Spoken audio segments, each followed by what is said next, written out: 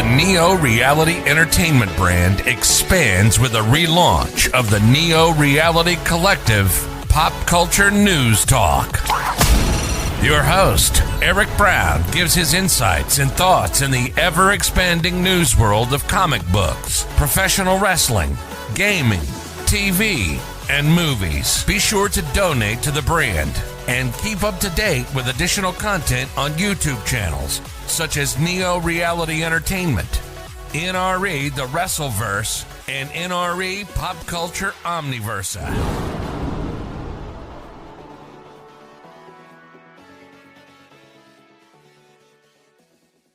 Today's edition of Neo Reality Collective is brought to you by Anchor.fm, a free distribution service podcasting hosting platform that allows you to record your podcast on your phone or computer. Anchor will distribute your podcast for you so it can be heard on Spotify, Apple Podcasts, Google Podcasts, and so much more. You can even make money from your podcast with no minimum listenership. It's everything you need to make a podcast in one place. Download the free Anchor.fm app or go to Anchor.fm to get started today. Thank you and enjoy the episode. Welcome back, everybody, to Neo Reality Collective. We're back again with the reviewing topics of today, and we're going back into Immortal X-Men. Long have we waited for issue 3, and this issue certainly promises to be an interesting one, since we're now going to focus on the perception of Destiny, aka Irene, aka the woman who could see the future, aka the character who was dead for decades and then only recently brought back because of Hickman, and is now one of the centerpieces of Immortal X-Men. So I say that was a good day. So yeah, when we last left off on Immortal X-Men, they had just recently resolved their Selene issue with the vampire stuff and chaos and Mr. Sinister's evil plan for Krakoa, and then Destiny has Spasm attack, saying, "You're a ghost, you're a ghost, you're a ghost, you're a ghost." And we do not know the significance of that other than the fact that, well, that was said in the first issue where Mr. Sinister died. Yeah, that was the thing. Like, Destiny whispers something into his ear and then he collapsed in pure shock. P.S. It was probably about how Hitler's going to portray him. So Mr. Sinister's like, then I will join them and betray him! Like, come on, let's be real. Will Sinister really do that? Yes, probably. So yeah, Hope is now officially on the council, and now she will soon, and we will see if she'll ever learn the dark secrets that hide within, especially in the wake of Magneto's departure. And Mark Brooks' artwork, cover art for this is pure gold, so I demand recompense and wanting to see his artwork be more and more recognizable for the world to notice his great talent. Oh, and let's see, Nightcrawler's alright, Exodus is religious fanaticism, Xavier is just there, but we'll see what's going on in this issue when we get back from the break. This is Neo Reality Collective, stay tuned for more in a few minutes, and we'll be back after these messages.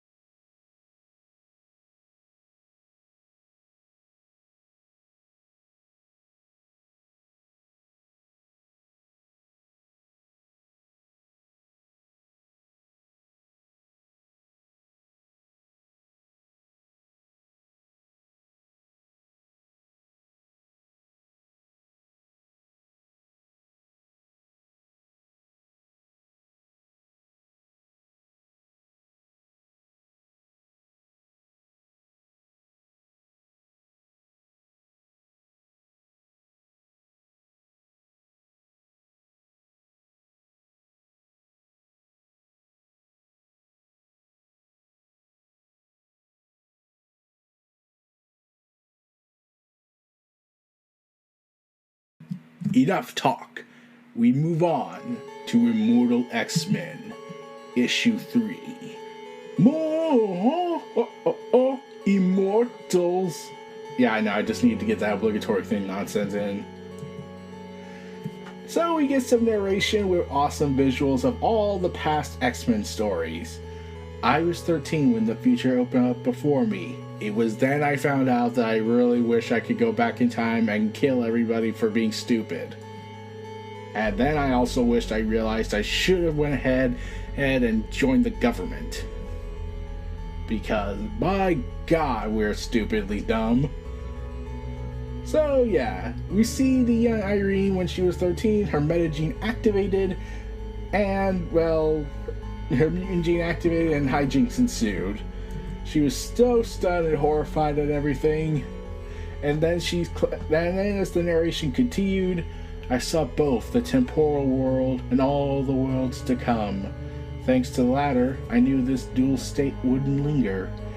I would lose my human sight in months. My mutant sight would dim after my first overwhelming flush of precognitive preciousness.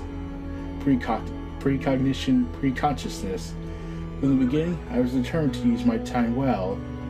Others would have traveled or communed with nature like a parody of a romantic soul. I was even more romantic. I used the time to write. 13 volumes in 13 months. Yes, and then people judged me for reading books at this time period of my life, because I am a woman. They described all I had seen in a mix of truth and lie.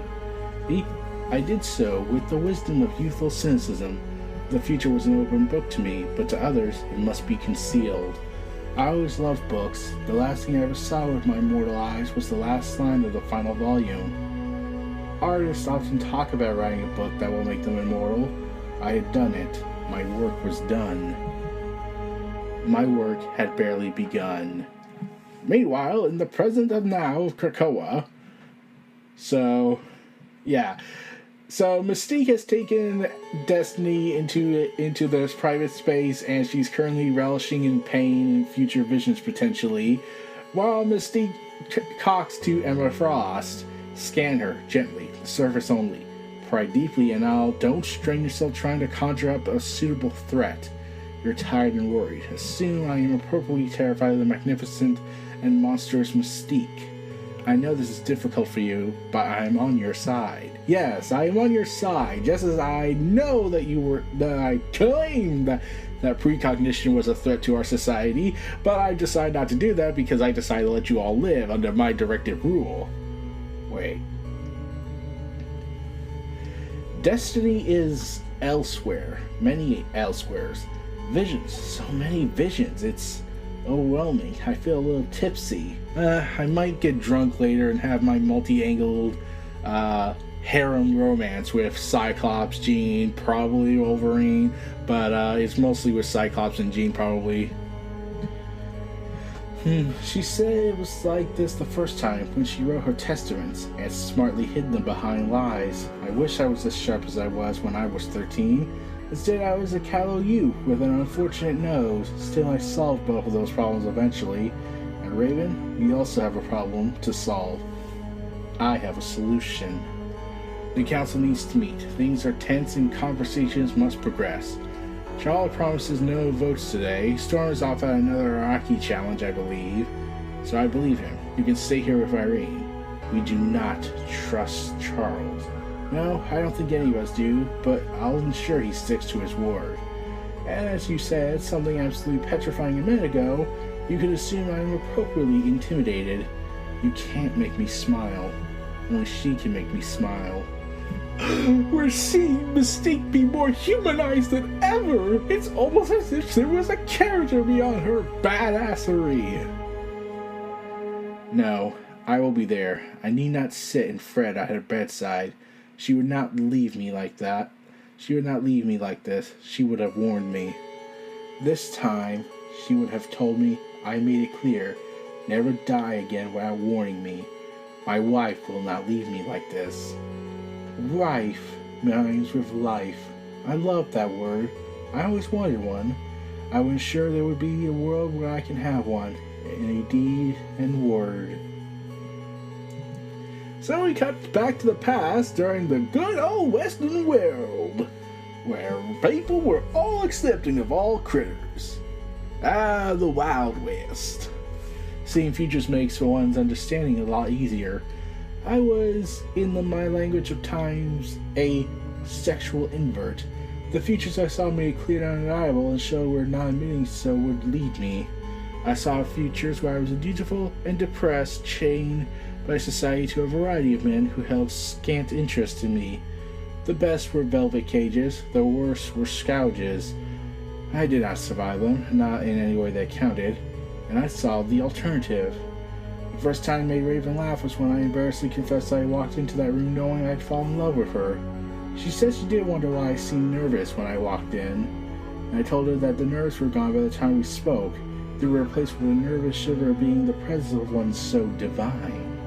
Ah, yes, because Mystique in a cowboy outfit is pretty awesome, and the fact that she's straight up in her blue skin and red hair makes you wonder, is Irene the only one able to see this, or is everyone just more accepting of mutants at this point in time in history before everyone lost their minds? Gives the mind a think. She smiled at that too. I think of what a friend of mine claimed that had been used Queen Victoria asked upon discovering her lovers were women. What do you do? I know how I answer. Whatever we want. Forever. Ah, and yes, we saw the tale of how they fell in love. She was my nexus. My first crucial nexus. Nexuses are the key to understanding what I do. My gift works by seeing possible futures. In the short term, I predict things uncannily, but look out, Colossus will arrive through the wall in 3 seconds. It's not much use in saving the world. Chaos theory. Small changes make the future a flux. Nexuses are the landmarks of which we navigate either away or toward. For example, take climate change. Any choice which does not stop the world cooking is a choice that is ultimately relevant when playing the long game. A nexus is an event which pulls timelines toward it. Many things after it are more predictable, for better, for worse.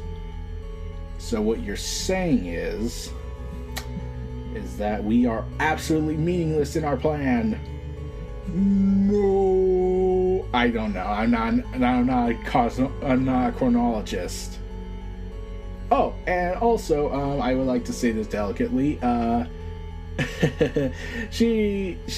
really bringing in the Nexus stuff of Loki. I don't know if Destiny did all this comment about the Nexus points in terms of her past time in the comics before her death, and she was dead for a long period of time. I don't know if the Nexus stuff was ever brought up, but then, like, when everything changed with the Marvel Cinematic Universe, did they introduce the term Nexuses when this happened? Like, they even introduced Little Miss Universe, or Clock, or whatever. But anyways, oh god. So, turns out Destiny was foreseeing a ton of events, such as World War II's the end. Specifically, the apocalypse. There are other nexuses, small or large. They are waypoints on a journey, or their terminus. Think of me as a chess player searching for such moments, and then pushing history either away from or toward each nexus's gravity wheel of probability. Mystique and I being together made me complete. The me without her is no me at all. She was a nexus, a necessary step to do everything I had to do. I had burned the universe for us to be together. She was the best nexus. I knew my next one was hard to reach.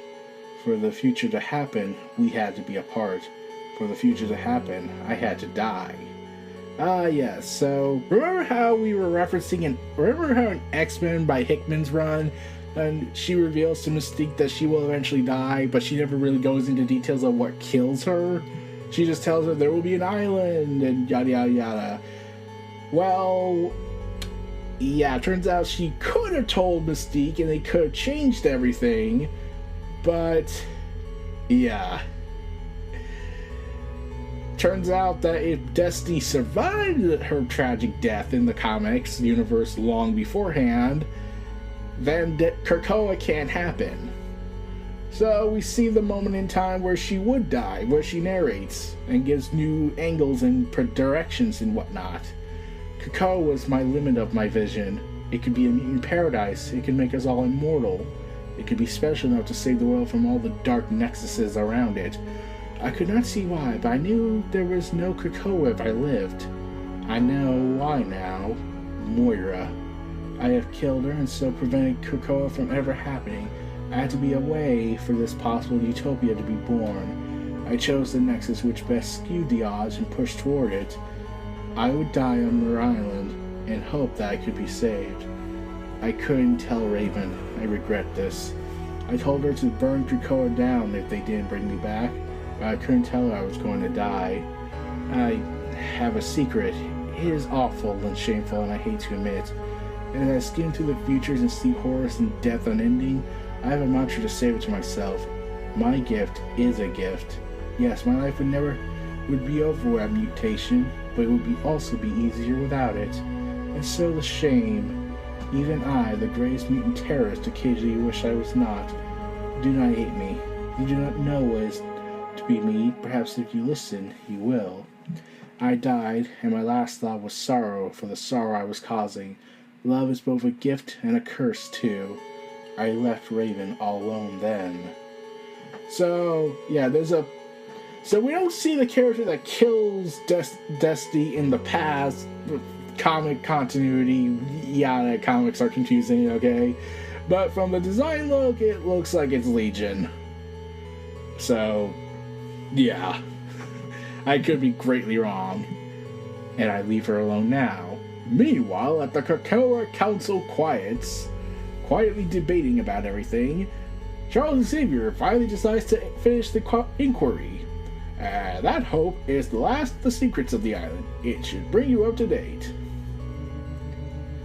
At this council meeting, Hope is being brought into our conspiracy to explain the truths of Krakoa known only to the High Table, specifically Moira's part in it. So you decide to tell her everything. Good idea. So what if she quits being a councilwoman? Will that not end well for some people? Okay. Or she's, unexpectedly killed and we can't bring her back, and someone was to find her memory somewhere in the afterlife because this is the Marvel Universe. In fact, Hope's first response to all this, I understand. So why is it a secret? Why don't we just tell everyone on Krakoa? We should do that.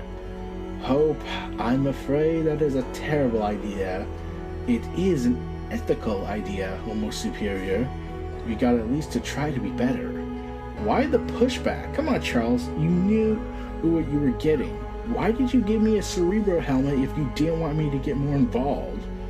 I did no such thing. You mean to tell me he never figured it out? Wow. Who out of everyone in Krakoa and Destiny's Resurrection, the one person that was resurrected, and Xavier never figured it out? And Hope didn't seem to figure out, hey, why would if Charles didn't want to bring back Destiny and Moira was against it, but you brought Destiny back, wait, does that mean someone else did it? My dearest Raven took certain steps to ensure my return. Not all of it was honest, not all of it is known. In seconds, it will be. If I was there, I'd catch her attention with a tilted head to soothe her. She is not alone. Another loss. This is a gift. You did! You came and gave me a helmet. I thought it was reward for good work, or I assure you I did not. The division of the elements of the Resurrection Protocol is important. I also had a strange visitor. Mr. Sinister decides to speak up. Magneto came to me, asking for all the Destiny DNA. First off, we got a continuity snarl. Because it wasn't Magneto who asked for your DNA, it was Xavier. And in Inferno issue 2, you clearly knew it was Mystique. You even were saying stuff that said, Yes, I definitely know it's you, Mystique. I was entirely convinced it was him, but now Hope has revealed the shocking truth. There are other possibilities. And if the shape changer in question wasn't me, he then decides to shift his head into Mystique's. I wonder who it could be. And Mystique, naturally, threatens to murder him. You take my form again and I will murder you. Attempted murder at best. You be breed out all of Krakoa to actively murder anyone. I would not put it past her. I see probability, and my love regularly beats the odds. If I was there, I'd help her navigate this, but my love would still follow this road. You know, burning all this down was my other option. Lying to a few of you to get Destiny back is better than that. So, yeah. The council now knows, yes, Mystique did this, even though it should have been freaking obvious from the start, that, hey, if Destiny was revived and Destiny's Mystique's wife, and now she's on the council, nominated by Mystique, what did you do, Mystique? Shouldn't that have been, revealed to Magneto? Oh god, Magneto and Xavier should have told Moira, oh, by the way, we think it was totally Mystique. The council argues over the deceit of a woman whose gift is deceit. My gift leaves me prone, consumed once more. It's like that first time you were more so. The near future slips away. My mind rushes outward. As Xavier and Mystique argue bitterly, it almost looks like Xavier's having a spasm attack. I was in the body that was a mere weeks old when the future opened up to me once more. And we see a ton of future events that potentially happen down the road. Exodus being worshipped by mutants, Layla killing all the mutants of the X-Men, Mr. Sinister taking the crystal throne of the Red Diamond Empire, Judgment Day that will happen in a month, and Magneto rules the world. Got it. So yeah, we get this. This was all part of the early prologue of this issue, by the way. We are so screwed, aren't we? Write what you know, but know everything. Part 3: The New Testament of Irene Adler. The island nation of Krakoa was founded on an idea of mutant sovereignty and is governed by the Quiet Council. Hope has assumed Magneto's seat on the council after his departure and showcased her abilities in leadership in action and in the chaos that Selene unleashed following her own rejection for the position. While some council members like Exodus are thrilled at Hope's appointment, others like Xavier are still rankle at it. Plus, as recent events seem to be falling into Sinister's mysterious plans, Destiny's future begins to grow more and more troubling. We're doomed! So yeah, Destiny then has a series of precognition ideas of what could be the next, let's see if I'm correct, 20, maybe 30 years worth of content. I mean, if it even goes that far. Let's see. We got the Spark Inquisition, Limbrick Infinity, Infernality, or whatever. Let's see. We got Krakoa Disillusion. Oh, that means Krakoa's gonna fall. Got it. The Nimrod Extinction Event. Well, Nimrod wins. Cassandra Supernova. Yeah, I wonder if bringing her back was a bad idea now. The Reign of Apocalypse. Legion 13. Legion 12. Talia, Avengers vs. X-Men Round 6. Oh, well, that's gonna take forever. Nimrod Extinction Event again. The Dominion of Orticus. The Emulsion of Judases. The Gene Crossers. Unity. The Expanse. My god. We'll finally see how the Expanse all ends. The Broken Sword, the Empire of the Red Diamond, aka Mr. Sinister, the Storm System.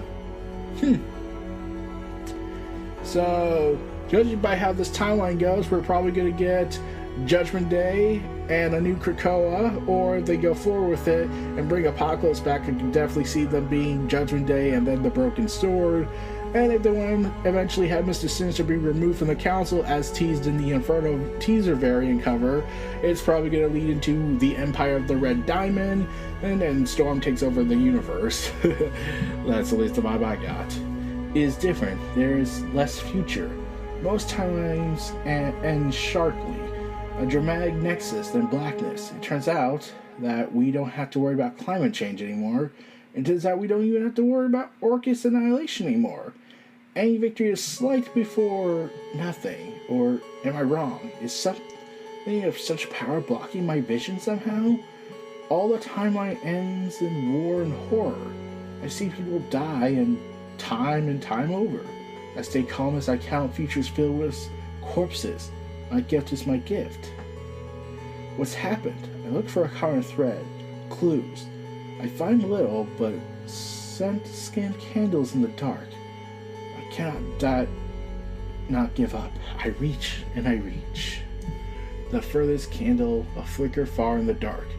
Deep space, an expanse. The distant reach of a mutant church empire.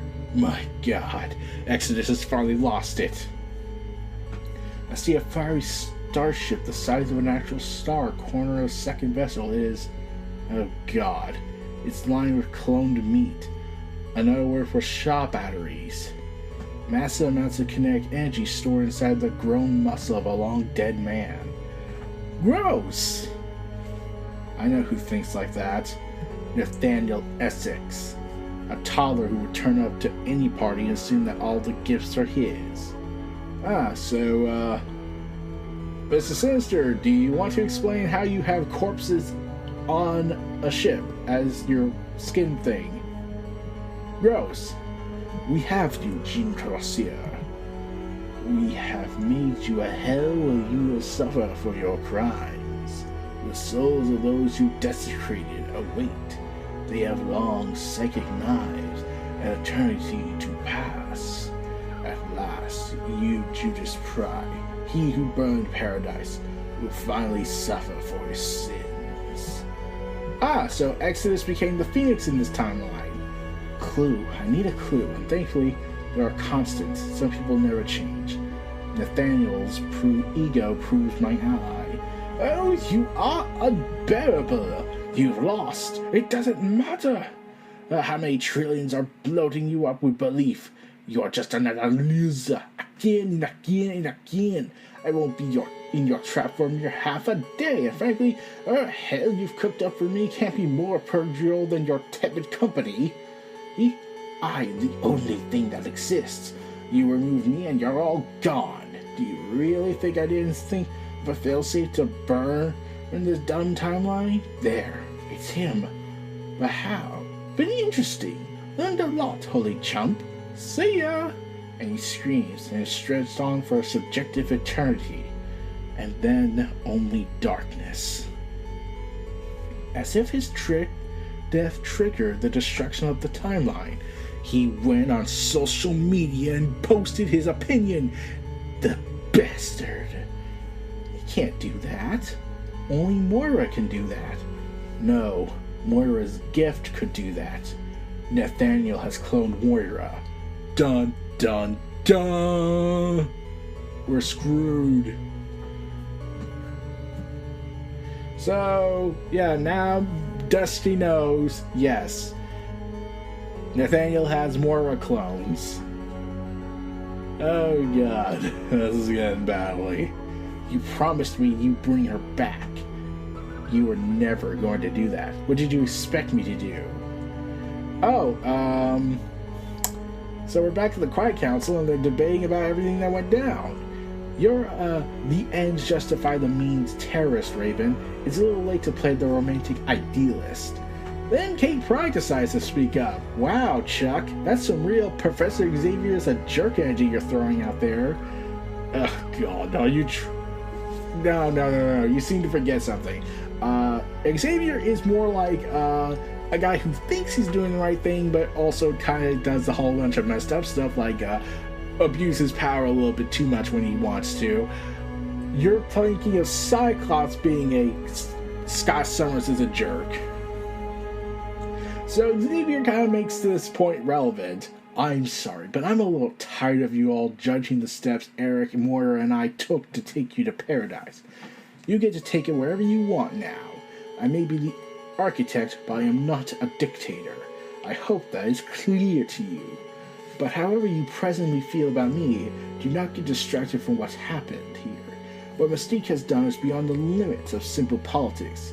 This is an active subversion of our government, undermining its system simply because of her own needs. Can we seriously accept her presence on this council? And everyone's silent by that reasonable argument, until Destiny decides to comment. A war is coming. Destiny, even you admitted that war is always inevitable, especially when it comes to mutants, so someone should have just brought up, but you do realize we're all mutants here. We're kind of hated. Speak for yourself. I've personally been loved by my people. In weeks. Oh. Well, we'll survive. We have immortality. We must fight for immortality. We are royally screwed. We must be ready. If your scheme for utopia matters to you all, you should thank my love for bringing me back. And everyone else should curse those who kept me from you and for their own petty needs. Oh, you're talking to me, Destiny? I'm not gonna do anything, really, even though I'm wearing the Cerebro helmet and I look like the Baker. Kate says. Would you submit to being scanned to test the visions? Emma Frost decides to speak up. And Sebastian Shaw decides to comment. She's got a point. I'm fed up with being manipulated. Only I can manipulate people. As such, I will use my tactics to try and kill Kate Pride again. Wait, what? Prove it, woman. No, I don't trust any of you in my head, except for Mystique, in more ways than one. After everything, you must see why. I am committed to the cause of mutants more than anyone. We must have a future. This is a lot of faith to put in anyone. I thought a man of mutant faith would have more trust in a literal mutant prophet. She is correct. Well, that was a simple argument, as I thought probable. Exodus is the first to fall. The rest follow. Let Hope keep the helmet. She earned it, and we must think of the nature of the conspiracy a little longer. What's done is done.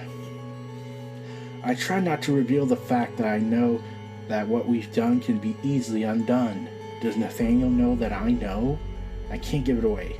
If he does, he kills his Moira, and I'm back to square one. The universe is a snow globe tossed between the hands of a Gillen child. I must tiptoe around a minefield of annihilated futures. We must play hide and seek in the dark. So, not only does that mean... So they both have the same thought process. Does they know that I know? Do they know what I know? My God! Who knows everything? Some things never change. I suppose these are the things that are immortal. So Mystique prepares to go to bed as she says, You are magnificent. Come to bed. Alas, I have something to write. The muse is upon me. I'll need strong black tea and a great serviette of it.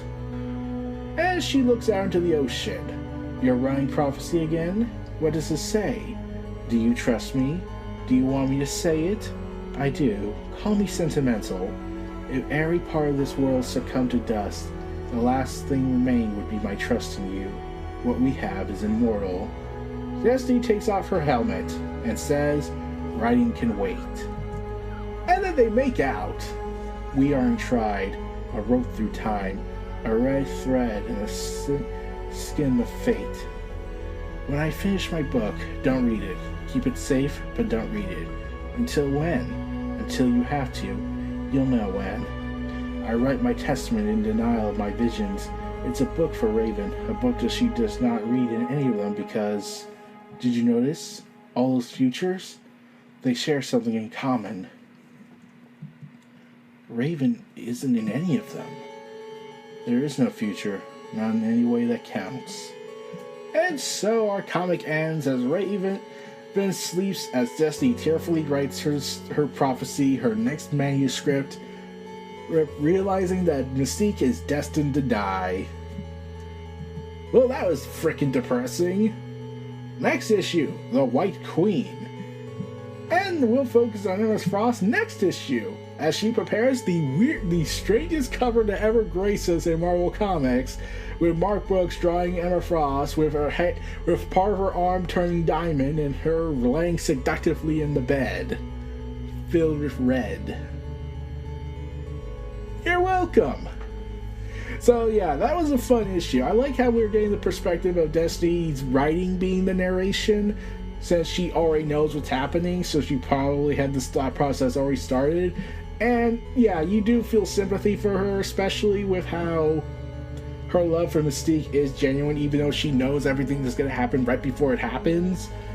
And yeah, the fact that you see Mystique, this character who's naturally this vicious, sadistic, you-know-what, you kind of do feel sympathy for her, how much her mind probably was radicalized by the death of Destiny all those years ago, and Destiny has to live with the fact that she couldn't tell her, or else they wouldn't be able to have this prosperous chance for a future.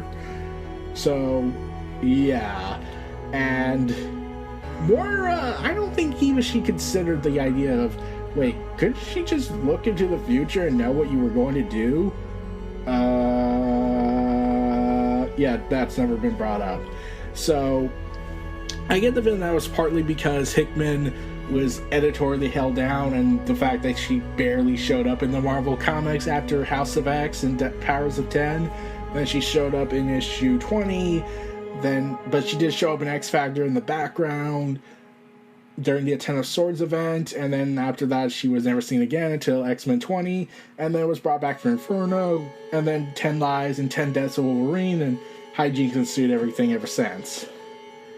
Oh, and she's going to have, she's gonna go New 52 Joker on Mary Jane Watson and wear her face at the Hellfire Gala.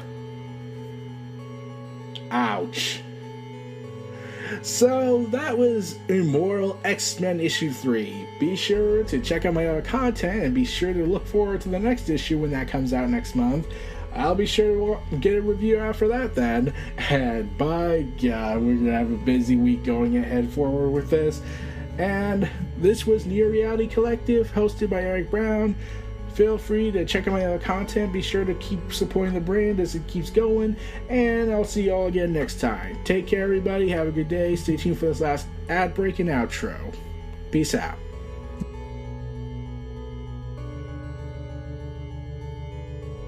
Be sure to donate to the brand and keep up to date with additional content on YouTube channels such as Neo Reality Entertainment, NRE The Wrestleverse, and NRE Pop Culture Omniversa.